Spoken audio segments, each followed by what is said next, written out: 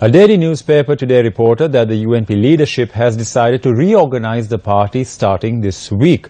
Former seniors of the United National Party say the party leadership resorts to such reorganizing measures whenever the leadership is challenged.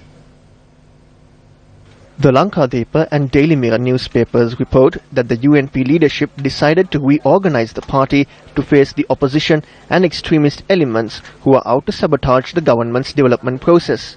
The newspapers report that party leader Ranil Wickremesinghe had instructed party seniors yesterday with regard to reorganizing the United National Party. Over the years, the United National Party on a number of occasions resorted to reorganization.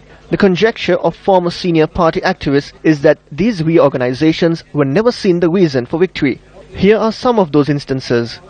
At a time when there was opposition from within the party calling for a leadership change, in the year 2000, at the party convention in Kandy, a full-time general secretary was appointed. Following the 2004 loss, several new positions including a new deputy general secretary was created in a bid to control the unwelcome tensions that brewed from within the party. With the breakaway of 17 UNP members, several changes were made to the party's constitution, including the expanding of the working committee in order to control the internal revolts that arose in 2006. With the growing rancor over the lifetime leadership of the party, constitutional changes were made with the appointment of a committee led by Joseph Michael Pereira to come about with a process in selecting the party leadership.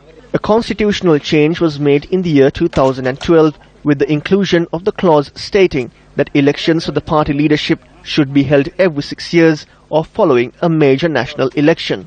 Former senior party activists believe that continuous changes being made through the appointment of various positions simply to secure the leadership is the result of continuous defeats in elections. After 1994, a UNP leader never became the head of state. This is a serious situation. A government of good governance has been created and the grassroots level UNP supporters are dissuaded. Reorganizing can take place with calls for the protection of the party aimed at rebuilding the trust that has been broken with the political tussle. However, the ultimate objective must be to protect the party and the leadership. This might be a propaganda attempt or an attempt to undermine the grievances of the people. Completely eliminated the leadership at village level, and he appointed puppets from Sirikota to go ahead with the party reorganization. That completely destroyed the grassroots level organization of the party. Always when the UNP leader is under threat or the leadership is under threat, what he does is he brings some kind of reorganization. The reorganization theory is brought, and the attention of all the people are diverted towards the reorganization and not the leadership. This has been his tactic from the very day he took over the leadership of the UNP. This has been Mr. Ranil Wickremesinghe's modus operandi always. Now presently, many of the members of parliament in the UNP are totally disgruntled as to what is happening, because there is one club. There are a few members who are very, very, very close to him who are calling the shots. So the other members of parliament who have been appointed from rural areas have got nothing to offer to their masses or to their voters. So they are totally disgruntled and they want a change. So this is what Mr. Ranil Wickremesinghe must understand.